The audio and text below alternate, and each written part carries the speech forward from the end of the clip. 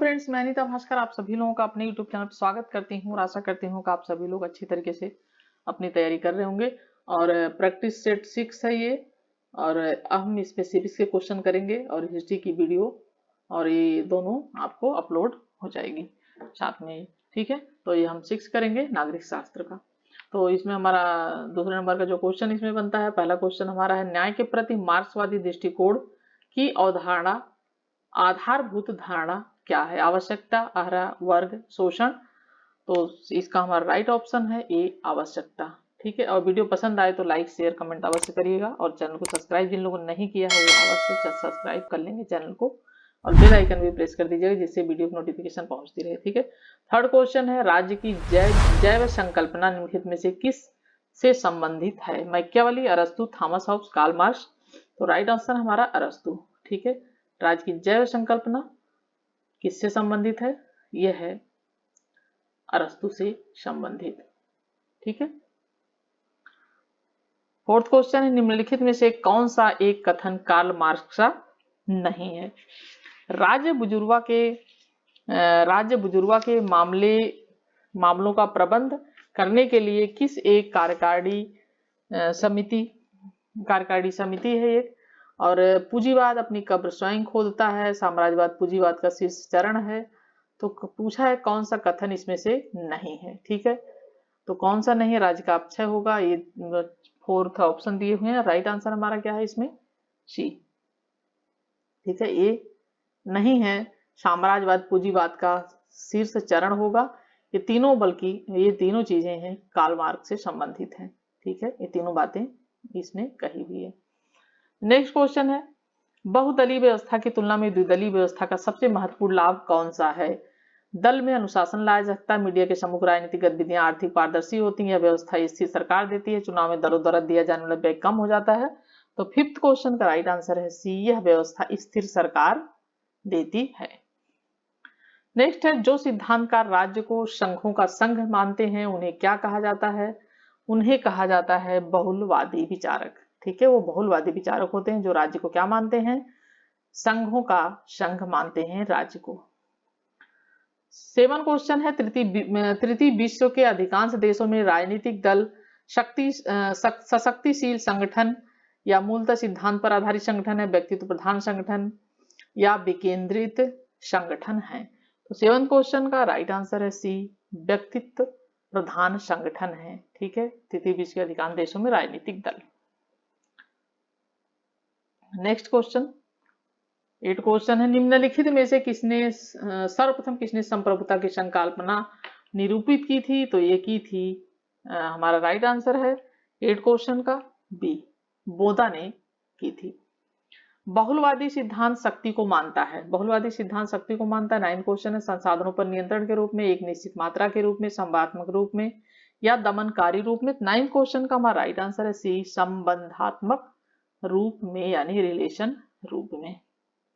Next है, निम्नलिखित में से कौन सा एक दबाव समूह का सदस्य प्राथमिक उद्देश्य है? दबाव समूह का कौन सा प्रेशर ग्रुप या ग्रुप दबाव समूह का प्राथमिक उद्देश्य है? तो प्रेशर ग्रुप का कौन सा उद्देश्य है? ये प्राथमिक सरकार की आलोचना करना, चुनाव लड़ना, नीति निर्माण करना, नीतिगत निर्णयों को प्रभावित करने के लिए सरकार पर दबाव बनाना।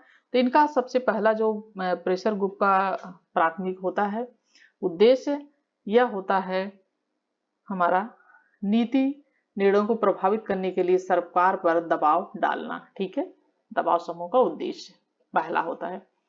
नेक्स्ट है, निम्नलिखित में से कौन सा राजनीतिक संस्कृति की अवधारणा में सम्मिलित नहीं है? नागरिक सद्गुणों और उत्तरदायित्व, सहभागी और बहुलवादी जनतंत्र, विवेकशील नौकरशाही के द्वारा व्यवस्था। डी है योग्यता की खोज। तो कौन सा है जो राजनीतिक संस्कृति की अवधारणा में सम्मिलित नहीं है? 11 क्वेश्चन का राइट आंसर है डी, क्योंकि योग्यता की खोज का कोई मतलब नहीं बनता। The search of quality. ठीक है, इसका मतलब नहीं बनता है राजनीतिक संस्कृति की अवधारणा में।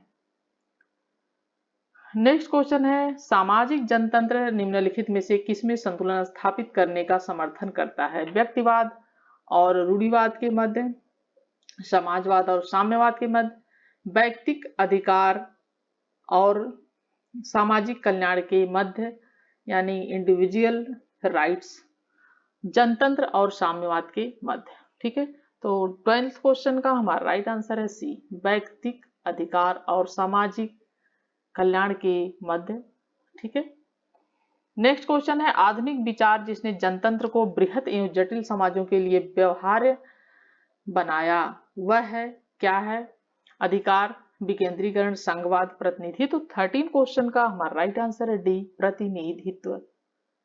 ठीक है, दैत्य संघवाद का तात्पर्य है, ठीक है, दैत्य संघवाद का क्या तात्पर्य है? राष्ट्रीय और राज्य सरकारों का कार्यक्षेत्र पृथक है, ये ऑप्शन था हमारा। और हम बी ऑप्शन हमारा, राष्ट्रीय और राज्य सरकारें आत्मनिर्भर हैं, सी है, राष्ट्रीय और राज्य सरकारों से अपेक्षा हो कि वे परस्पर मिलकर जनहित कार्य में वृद्धि करें या जनहित की वृद्धि में कार्य करें, या राष्ट्रीय और राज्य सरकारों का एक सामान्य कार्य है। तो 14 क्वेश्चन का राइट आंसर है डी, राष्ट्रीय और राज्य सरकारों का एक सामान्य कार्य है। ठीक है, नेक्स्ट है राजनीतिक यथार्थवाद। ठीक है, राजनीतिक यथार्थवाद निम्नलिखित में से किसकी स्वायत्तता का समर्थन करता है? सामाजिक क्षेत्र, राजनीतिक क्षेत्र, राष्ट्रीय क्षेत्र, अंतर्राष्ट्रीय क्षेत्र। तो 15 क्वेश्चन का हमारा राइट आंसर है बी, राजनीतिक क्षेत्र। ठीक है, नेक्स्ट क्वेश्चन है निर्वाचन की थकान। ठीक है, निर्वाचन की थकान पद का अर्थ क्या है? व्यापक प्रचार कार्य के कारण अभ्यर्थियों की शारीरिक स्थिति, निर्वाचन यंत्र की धीमी गति की प्रवृत्ति, या निर्वाचन में हुए भारी व्यय के कारण राज्य के कोष। ये सब नहीं है, बार बार होने वाले निर्वाचन के कारण जनता की उदासीनता। तो राइट आंसर क्या है? डी, बार बार होने वाले निर्वाचन के कारण जनता की उदासीनता। ठीक है, निम्नलिखित में से नव यथार्थवाद, ठीक है, के सिद्धांत का अग्रणी कौन है? केनेथ वाल्टज, हैंस मार्गेनथाउ, बैरी बुजान, या रॉल प्रेविस।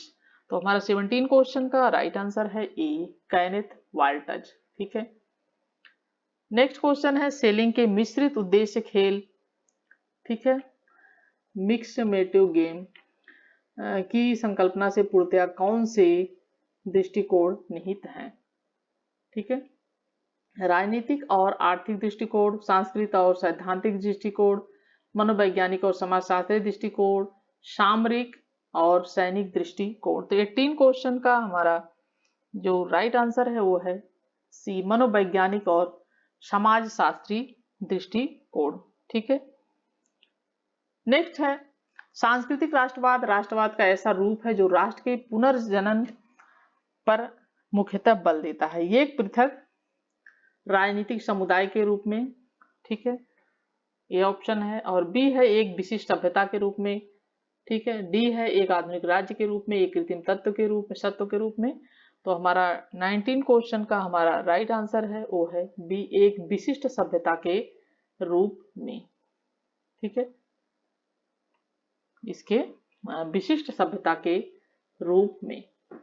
नेक्स्ट है निम्नलिखित में से किस आधार पर सहिष्णुता के उदारवादी विचार की आलोचना की गई है? ठीक है, कुछ ही व्यक्तियों में संसाधनों का केंद्रीकरण, सामाजिक विखंडन, नैतिक सापेक्षवाद, या स्वबतबोधक व्यक्तिवाद। तो 20 क्वेश्चन का हमारा राइट आंसर है सी, नैतिक सापेक्षवाद। ठीक है, नेक्स्ट है नागरिक समाज की संकल्पना। नागरिक समाज की संकल्पना की उत्पत्ति हुई धर्म सुधार से, फ्रांसीसी क्रांति से, अमेरिकी क्रांति से, प्रबोध से। तो 21 का हमारा राइट आंसर है धर्म सुधार से। ठीक है, 22 क्वेश्चन है परिवार के व्यक्तिक क्षेत्र और राजनीति के सार्वजनिक क्षेत्र में अंतर निम्नलिखित विचारधाराओं में से किसके लिए प्रमुख हैं?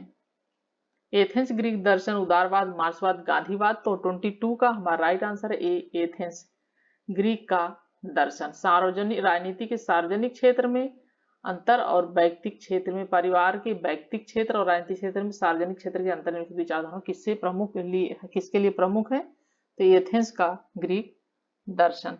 ठीक है, नेक्स्ट क्वेश्चन है संसदीय क्रियाविधि के अनुसार गिलोटिन का अर्थ है। गिलोटिन का क्या अर्थ है? 23 का हमारा राइट ऑप्शन है, जारी कार्य को रोककर विषय को मतदान के लिए रखता है, ये है गिलोटिन।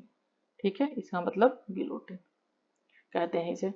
नेक्स्ट है, भारत के संविधान में प्रतिष्ठापित निम्नलिखित में से कौन मौलिक अधिकार केवल नागरिकों से संबंधित हैं। ठीक है, कौन से मौलिक अधिकार हैं जो केवल नागरिकों से संबंधित है। और एक है इसमें अनुच्छेद 19 वाक स्वतंत्रता के अधिकार का संरक्षण, और दूसरा 21 जीवन और दैहिक स्वतंत्रता, 15 है विभेद का परिचय, और 16 है अवसर की क्षमता। तो हम इसमें ऑप्शन देखते हैं, और 1, 3, 4। ठीक है, ये है हमारा राइट ऑप्शन 24 का सी। ठीक है, नेक्स्ट क्वेश्चन है, भारत का कोई नागरिक अपनी नागरिकता खो देगा यदि वह भारतीय नागरिकता का परित्याग करता है, स्वेच्छा से किसी अन्य देश की नागरिकता प्राप्त करता है, किसी अन्य देश के नागरिक से विवाह करता है, सरकार की आलोचना करता है। तो इसमें कौन सा राइट हो जाएगा? 25 का सी। ठीक है, इन दो बातों से वह नागरिकता खो देगा, नागरिकता का परित्याग कर देता है खुद स्वेच्छा से, और अन्य देश की नागरिकता ग्रहण कर लेता है। बाकी अगर किसी अन्य देश के नागरिक से विवाह करता है तो उसकी नागरिकता नहीं जाएगी, और सरकार की आलोचना करता है इससे भी उसकी नागरिकता नहीं जा सकती है। ठीक है, तो ये दोनों चीजें सही हैं। ठीक है, और मैंने इसके बारे में नागरिकता का पूरा अच्छा तरीके से 2-3 इसकी मैंने पार्ट में वीडियो अपलोड किया हुआ है, पहले लेक्चर वीडियो, तो जरूर देख लीजिएगा अगर टाइम हो आपके पास, तो अच्छी तरीके से पूरे क्वेश्चन क्लियर हो जाएंगे इसमें से। 26 क्वेश्चन, निम्नलिखित कथनों में से कौन सा एक भारत के संविधान के अनुच्छेद 32 के संबंध में सही नहीं है? यह नागरिकों के मौलिक अधिकारों को वर्तन के लिए उपाय प्रदान करता है। और 26 क्वेश्चन है, यह मौलिक अधिकारों का एक हिस्सा है। मौलिक अनुच्छेद 32 के तहत देरी के आधार उच्च न्यायालय किसी रिट याचिका का स्वीकार नहीं कर सकता है। डी है अनुच्छेद 32 से सुरक्षा साधारण कानून के लागू होने पर भी लागू, जिसका मौलिक अधिकार से कोई संबंध नहीं है। तो कौन सा इसमें पूछा सही नहीं है? ये तीनों देखिए सही है, ये सब सही है। सही कौन सा नहीं है? तो ये सही नहीं है, डी ऑप्शन। ठीक है, ये सही नहीं है। नेक्स्ट है, निम्नलिखित कथनों में से कौन सा एक घरेलू हिंसा से महिला संरक्षण अधिनियम 2005 के विषय में सत्य नहीं है? ठीक है, 27 क्वेश्चन है, यह अधिनियम घरेलू हिंसा का शिकार हुई किसी महिला को सुरक्षा प्रदान करने के लिए वैधानिक उपाय प्रबंध करता है। तो ये तो बिल्कुल सही है। और इस कानून के अंतर्गत केवल महिलाएं ही कोई शिकायत दर्ज कर सकती थी, ये बिल्कुल सही नहीं है। और केवल पति अथवा संग्रह से पुरुष साथी जिसके महिला के पारिवारिक संबंध रहे उनके विरुद्ध राहत मांगी जा सकती थी, ये भी सही है। यह अधिनियम केवल पत्नियों को ही नहीं अंतर्गत करता बल्कि विवाह जैसे संबंधों रहने महिलाएं भी इसके अंतर्गत आती, तो ये वाला ये सही नहीं है, इसमें बी, और बाकी सही है। 28 क्वेश्चन है, निम्नलिखित में से कौन सा एक आदेश किसी व्यक्ति को गैर कानूनी रूप से बंदी बनाए जाने पर उसकी स्वतंत्रता सुनिश्चित करने के लिए सर्वोच्च न्यायालय द्वारा जारी किया गया है? बंदी प्रत्यक्षीकरण, परमादेश, उत्प्रेषण, अधिकार परीक्षा। तो 28 का हमारा राइट आंसर है बंदी प्रत्यक्षीकरण। नेक्स्ट है, भारत के संविधान के प्रावधानों के अनुसार निम्नलिखित में से कौन सा एक मौलिक कर्तव्य नहीं है? राष्ट्रध्वज का सम्मान करना, राष्ट्र की प्रतिरक्षा करना, अपने बच्चों को शिक्षा प्रदान करना, ग्राम एवं कुटीर उद्योगों को प्रोत्साहन देना। तो 29 का राइट ऑप्शन है डी, ये जो है कर्तव्य नहीं है, मौलिक कर्तव्य के अंतर्गत ये नहीं आता है। ठीक है, नेक्स्ट है, सर्वोच्च न्यायालय की शक्तियों के विषय में निम्नलिखित में से कौन सा एक कथन सत्य नहीं है? अंतरशासकीय विवादों में सर्वोच्च न्यायालय मूल और अनन्य क्षेत्राधिकार रखता है। बी है, सर्वोच्च न्यायालय का कानून के प्रश्न अथवा किसी तथ्य पर जो भारत के राष्ट्रपति द्वारा इसे निर्देशित किया गया है सलाहकार अधिकारता रखता है। सी है, सर्वोच्च न्यायालय अपने निजी निर्णय या आदेश पर पुनर्विचार करने की शक्ति रखता है। जनता के मूल अधिकारों की रक्षा के लिए याचिकाएं जारी करने की अनन्य शक्ति सर्वोच्च न्यायालय के पास है। तो 30 क्वेश्चन का हमारा राइट आंसर है ए। ठीक है, मूल और अनन्य क्षेत्राधिकार रखता है, ये गलत है, बाकी ये सब सही है। ठीक है, ये तीनों सही है, एक बार जरूर पढ़ लीजिएगा अच्छी तरीके से। नेक्स्ट क्वेश्चन है, भारत के संविधान की 6ठी अनुसूची निम्नलिखित में से किन राज्यों में जनजातीय क्षेत्रों के प्रशासन से संबंध रखती हैं? असम, मेघालय, त्रिपुरा और मिजोरम। तो 31 का राइट आंसर है ए, असम, मेघालय, त्रिपुरा और मिजोरम किन राज्यों में जनजातीय क्षेत्रों के प्रशासन संबंध रखती थी? असम, मेघालय, त्रिपुरा और मिजोरम। नेक्स्ट है, भारत में अनुसूचित जातियों के अधिकारों की सुरक्षा के लिए निम्नलिखित में से कौन सा संवैधानिक प्रावधान और कानून है? भारत के संविधान का अनुच्छेद 17 क्या पूछा? अनुसूचित जातियों के अधिकारों की सुरक्षा के लिए कौन सा वैधानिक प्रावधान है, कानून है? नागरिक सुरक्षा अधिनियम 1955, अनुसूचित जातियों अनुसूचित जनजाति अत्याचार निवारण अधिनियम 1989। और चौथा ऑप्शन है, नीचे दे कूट से सही कथन का चयन कीजिए। तो 32 का जो राइट है ये है सभी, सही भी बातें उसमें सही। नेक्स्ट है, भारत के संविधान की नवीं अनुसूची के संबंध में निम्नलिखित में से कौन सा एक कथन सही नहीं है? इसे संविधान प्रथम संशोधन अधिनियम 1951 के माध्यम से सम्मिलित किया गया। नवीं अनुसूची के बारे में बात की गई है, ठीक है। तो 33 क्वेश्चन है। और दूसरा है, नवीं अनुसूची में विधिनिष कोई, ये पूछा है सही नहीं है, ये भी चीज ध्यान रखना है। विनियम अनामान्य हो जाएगी या संविधान के भाग 3 के किसी मौलिक अधिकार का उल्लंघन करता है। आधारी संरचना के सिद्धांत पर नवीं अनुसूची में शामिल किसी अधिनियम के न्यायिक पुनर्विचार शक्ति सर्वोच्च न्यायालय के पास है। डी है, नवीं अनुसूची में निर्दिष्ट किसी अधिनियम को उपयुक्त विधानमंडल निरस्त या संशोधित कर सकता है। तो 33 का राइट आंसर क्या है? यह है बी, जो कि कथन सत्य नहीं है नवीं अनुसूची के संबंध में। तीनों बाकी सही हैं। नेक्स्ट है, भारत में निर्वाचनों के संचालन के संबंध में कथनों में से कौन सा सही नहीं है? ठीक है, मतदाता सूचियों को तैयार करने का उत्तरदायित्व तो भारत के निर्वाचन आयोग में निहित है। और दूसरा है, भारत आदर्श आचार संहिता चुनाव की स्थिति की घोषणा होने के साथ ही अस्तित्व में आ जाती है। तो सही है, ये भी सही है, ये भी सही है। निर्वाचन क्षेत्रों में सीमा निर्धारण से संबंधित कानून भारत के निर्वाचन आयोग द्वारा बनाए जाते हैं। केवल चुनाव याचिका के माध्यम को छोड़कर किसी निर्वाचन प्रश्न नहीं उठाया जा सकता। तो इसका जो सही नहीं है, कौन सा आंसर राइट हो जाएगा? ये है केवल 3, ठीक है, ये है केवल 3। नेक्स्ट क्वेश्चन है, निम्न कथनों में से कौन सा एक राष्ट्रीय अनुसूचित जनजाति आयोग के संबंध में सही नहीं है? सही है पूछ लेता है तो आसान रहता है करना, लेकिन सही नहीं है पूछ लेता है तो थोड़ा सा दिक्कत आती है। तो इसलिए थोड़ा सा काफी डिटेल में अच्छी तरीके से पढ़ना चाहिए क्वेश्चन।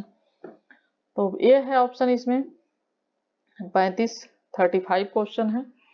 इसमें है, अनुसूचित जनजातियों को प्रभावित करने वाले सभी प्रमुख, और बी है, आयोग की सभी रिपोर्टों और इसकी सिफारिशें केवल लोकसभा के समक्ष रखी जाएंगी। और सी कौन सा है? सी है, किसी मामले की जांच पड़ताल करते समय सिविल कोर्ट की सारी शक्तियां आयोग के पास होती है, ये भी सही है। डी, निजी प्रक्रियाओं को नियंत्रित करने की शक्ति आयोग के पास होती है। तो इसमें जो ये है गलत है, मतलब ऑप्शन सही नहीं है, ये है बी, ठीक है। चलिए नेक्स्ट है 36 क्वेश्चन, सेवा संस्थाएं और संघ बनाने का अधिकार किस प्रकार का अधिकार होता है? प्रत्येक व्यक्ति के लिए गारंटीड अधिकार बिल्कुल नहीं है। 36 का है हमारा ये क्वेश्चन 36, केवल नागरिकों के लिए गारंटीड स्वतंत्रता का अधिकार, तो ये बिल्कुल यही सही है, ठीक है, ये है नागरिकों के लिए गारंटीड स्वतंत्रता का अधिकार, जो अपना संस्थाएं और संघ बनाने का अधिकार होता है। नेक्स्ट है, भारत के संविधान के बारे में निम्न में से कौन सा कथन सही है? इसमें ठीक है पूछा सही है, भारतीय प्रांतीय विधानसभाओं के सदस्यों द्वारा अप्रत्यक्ष रूप से सभा का चयन किया गया था। दूसरा पॉइंट है, सार्वभौमिक वैध मताधिकार के आधार पर चुनाव किए गए थे। तीसरा है, चुनाव की स्कीम का निर्धारण कैबिनेट डेलीगेशन द्वारा किया गया था। सीटों का वर्गीकरण माउंटबेटन योजना के आधार पर किया गया था। तो 37 का हमारा राइट आंसर है डी, 1 और 3 सही है, ठीक है। कौन सा सही है? 1 और 3। नेक्स्ट क्वेश्चन है, 26 नवंबर 1949 को भारत के संविधान के निम्न में से कौन से प्रावधान लागू हुए? ठीक है, 38 क्वेश्चन है। और नागरिकता, निर्वाचन, अस्थायी संसद, मौलिक अधिकार, तो ये कौन कौन से लागू हुए? नागरिकता, निर्वाचन और अस्थायी संसद। तो राइट ऑप्शन क्या है हमारा? बी, ठीक है, 38 का राइट ऑप्शन बी है।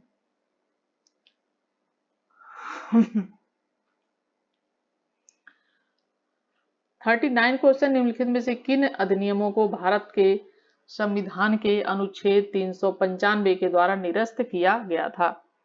39 क्वेश्चन है, भारत सरकार अधिनियम 1935, भारतीय स्वतंत्रता अधिनियम 1947, प्रिवी काउंसिल क्षेत्राधिकार लोप अधिनियम 1949, भारत सरकार अधिनियम 1949। तो हमारा 39 क्वेश्चन है और हम इसमें देखते हैं ऑप्शन, नीचे दे कूट से प्रयोग करके सही उत्तर का चयन करना है। तो इसका राइट आंसर ऑप्शन है 1 और 2 जो था वो सही था। नेक्स्ट है, भारत के संविधान के उपबंधों के बारे में लिखित कथन में से कौन सा कथन सही है। अल्पसंख्यक वर्ग अपनी रुचि की शिक्षा संस्थाओं की स्थापना और प्रशासन संचालन कर सकते हैं। अनुच्छेद 30 के अधीन केवल भाषाई, निर्जाति और धार्मिक अल्पसंख्यकों का उल्लेख किया गया है। सी है, प्रत्येक धार्मिक संप्रदाय को धार्मिक और मूल प्रयोजनों के लिए संस्थाओं की स्थापना करने और उनका अनुसरण करने का विरोध अधिकार है। किसी धार्मिक अल्पसंख्यक द्वारा स्थापित की गई शिक्षा संस्था सरकार से वित्तीय सहायता प्राप्त होने पर अपना अल्पसंख्यक दर्जा खो देती है। तो 40 क्वेश्चन का राइट आंसर हमारा है ए, अल्पसंख्यक वर्ग अपनी रुचि का शिक्षा संस्थाओं का स्थापना और संचालन प्रशासन कर सकते हैं। 41 क्वेश्चन हमारा है, संसद में बजट के पारित होने के विभिन्न चरणों का सही अनुक्रम निम्नलिखित में से कौन सा है। बजट की संस्तुति, विभागीय समितियों द्वारा जांच, वित्तीय विधेयक का पारित होना, विनियोग विधेयक का पारित होना। तो इसमें हमारा 41 का जो हमारा सही हो जाएगा वो हो जाएगा 1 2 4 3, इस तरीके से सही अनुक्रम पूछा है। तो पहले 1 है, फिर 2 है, फिर 4 है, फिर 3 है, इस तरीके से 1 2 4 3 ये हो जाएगा राइट। नेक्स्ट है 42 क्वेश्चन। 42 क्वेश्चन है, निम्नलिखित कथनों पर विचार करें और सभी मनुष्य एक आंतरिक मूल्य से संपन्न होते हैं। उन्हें स्वतंत्र रहने और अपनी पूरी संभावना को साकार करने का समान अवसर मिलना चाहिए। दूसरा ऑप्शन है, पॉइंट है, मानव अधिकार संबंधी संयुक्त राष्ट्र घोषणापत्र उन दावों को मान्यता देने का प्रयास करता है जिन्हें विश्व समुदाय सामूहिक रूप से गरिमा और आत्मसम्मान से भरपूर जिंदगी जीने के लिए आवश्यक मानता है। तो 1 2 3 कौन से सही इसमें? 42 का हमारा राइट आंसर है सी, 1 और 2 दोनों सही है। ठीक है, दोनों ही इसमें क्या है? सही है। नेक्स्ट क्वेश्चन, निम्नलिखित कथनों पर विचार करें। राष्ट्र राज्य की संप्रभुता और नागरिकों के लोकतांत्रिक अधिकारों का दावा सर्वप्रथम 1789 में फ्रांस के क्रांतिकारियों ने किया था। धार्मिक विश्वास नागरिकों के निजी क्षेत्र का मामला माना जाता है और लेकिन कई बार धार्मिक प्रतीक और रिवाज सार्वजनिक जीवन में प्रवेश कर जाते हैं। थर्ड पॉइंट है, नागरिकता प्रदान करने में इजरायल या जर्मनी जैसे देशों में धर्म या जाति मूल जैसे तत्वों की वरीयता दी जाती है। तो 43 का हमारा जो राइट ऑप्शन है ये है, उपयुक्त सभी कथन सत्य हैं, यानी तीनों ही सही हैं, 1 2 और 3। ठीक है, नेक्स्ट क्वेश्चन है 44 का, निम्नलिखित में से कौन सा एक निवारक निरोध अधिनियम नहीं है। आतंकवादी और विध्वंसकारी गतिविधियां निवारक अधिनियम टाडा, आतंकवाद निवारक अधिनियम पोटा, विदेशी मुद्रा संरक्षण तस्करी गतिविधियां निवारण अधिनियम पोषा और विदेशी मुद्रा अधिनियम फेरा। तो कौन सा नहीं है? 44 का राइट आंसर है डी, जो फेरा है वो क्या है? एक निवारक निरोध अधिनियम नहीं है फेरा। ठीक है, 44 क्वेश्चन हमारा है। और नेक्स्ट क्वेश्चन है, निम्नलिखित में से कौन से जोड़े का सही मिलान किया गया है। एडीएम जबलपुर केस आपातकाल से नागरिकों का अधिकार, या इंदिरा साहनी केस कार्य क्षेत्र में महिलाओं का अधिकार, या विशाखा केस केंद्र राज्य संबंध, या करतार सिंह केस अल्पसंख्यक अधिकार। तो 45 का हमारा राइट आंसर है ए, एडीएम जबलपुर केस आपातकाल में नागरिकों का अधिकार। ठीक है, नेक्स्ट क्वेश्चन है, निवारक निरोध अधिनियम प्रिवेंटिव डिटेंशन एक्ट द्वारा क्या रोका जा सकता है। ठीक है, आजादी का हक, समानता का हक, संपत्ति का हक, शिक्षा का हक। तो 46 का राइट आंसर है आजादी का हक। ठीक है, निवारक निरोध अधिनियम के अंतर्गत क्या रोका जा सकता है? आजादी का हक। और 1950 में निवारक निरोध अधिनियम पारित किया गया था ताकि निश्चित मुकदमों और उनसे संबंधित मामलों में निवारक निरोध का प्रावधान किया जा सके। और इसके अंतर्गत क्या होता है? निवारक निरोध अधिनियम के अंतर्गत अपराध करने वाला जो व्यक्ति होता है भविष्य में अपराध करने की आशंका के मद्देनजर क्या किया जाता है, उसको जेल भेजने या उसे हवालात में रखने की जो है शक्ति सरकार को प्राप्त होती है। ठीक है, तो यह है आजादी का हक, इस वजह से। नेक्स्ट है, निम्नलिखित में से किसे विशेष बहुमत द्वारा संशोधित किया जा सकता है? किसे संशोधित राजनीतिक तत्व, संसद को चलाने के नियम, नए राज्य का गठन, संसद में अंग्रेजी भाषा का प्रयोग। तो 47 का हमारा राइट आंसर है ए, राज्य के नीति निदेशक तत्व। ठीक है, नीति निदेशक तत्व जो है भाग किसमें है, भाग 4 में है नीति निदेशक तत्व। ठीक है, भाग 4 में है ये नीति निदेशक तत्व। और इनके अंतर्गत कौन से किस अनुच्छेद से किस अनुच्छेद तक है ये? अनुच्छेद क्या है इसका? अनुच्छेद है ये 36 से 51 में, 36 से 51 में, 51 में। ठीक है, 36 से 51, 36 से 51 में है ये। और तो इसके अंतर्गत विशेष बहुमत द्वारा संशोधित किया जा सकता है इसे।